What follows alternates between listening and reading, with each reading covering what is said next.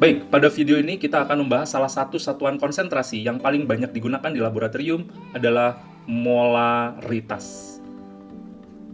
Notasinya M besar ya. Nah, kita definisikan dulu ya. Jadi molaritas itu secara definisi dia merupakan perbandingan jumlah mol zat terlarut dengan volume larutannya.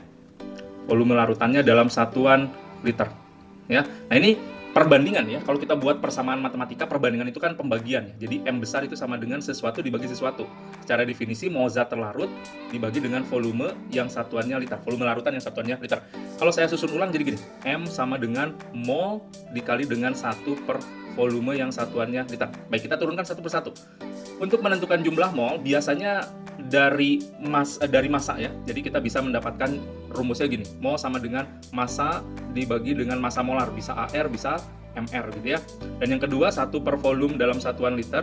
Biasanya juga di laboratorium itu kita membuat larutan dalam satuan mililiter. Jadi volumenya dalam satuan mililiter. Angka banding liter mililiter itu adalah 1000.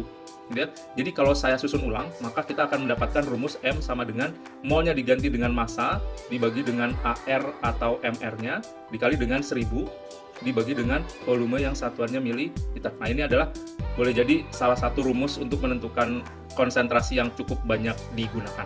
Kita lihat dua contoh untuk mengaplikasikan rumus berikut ini. Baik, ini adalah contoh pertama. Kita lihat dulu. Sebanyak 2 gram NaOH dilarutkan dalam air sampai volumenya 2 liter. Tentukan molaritas larutan tersebut. Diketahui ARNA 23, oksigen 16, dan hidrogen 1. Ya, kita lihat kita punya data apa saja. Yang pertama kita dikasih data massa ya. Massa zat terlarutnya adalah 2 gram. Oke. Kemudian volume larutannya itu sama dengan 2 liter. Nah, kita perlu ingat bahwa 1 liter itu sama dengan 1000 ml. Sehingga yang ini volume 2 liter saya ubah dulu supaya menjadi mililiter adalah 2000 ml. Kemudian saya perlu menghitung dulu MR dari NaOH ya. MR dari NaOH itu sama dengan Na-nya ada 1 berarti ARNA ditambah dengan AR oksigen ditambah dengan AR hidrogen ya. Masing-masing cuma 1 jadi 23 ditambah 16 ditambah dengan 1 adalah 40. Nah, kita tinggal menggunakan rumusnya saja ya. Berarti M sama dengan massa dibagi dengan MR-nya dalam kasus ini dikali dengan 1000 dibagi dengan volume yang satuannya mililiter gitu ya. Massanya adalah 2 gram, MR-nya 40 dikali 1000 dibagi dengan volumenya 2000 gitu ya. Tinggal coret-mencoret saja, ini coret, ini 2 kan gitu ya. 2-nya coret lagi ya. Jadi 1/40 kita dapat ya.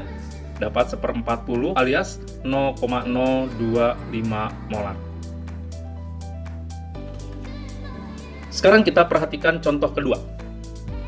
Berapa massa glukosa yang terlarut dalam 250 ml larutan glukosa 0,2 molar? Glukosa itu memiliki rumus kimia, rumus molekul C6H12O6, diketahui AR hidrogen 1, karbon 12, oksigen 16. Jadi kita harus ngitung MR glukosa salah satunya.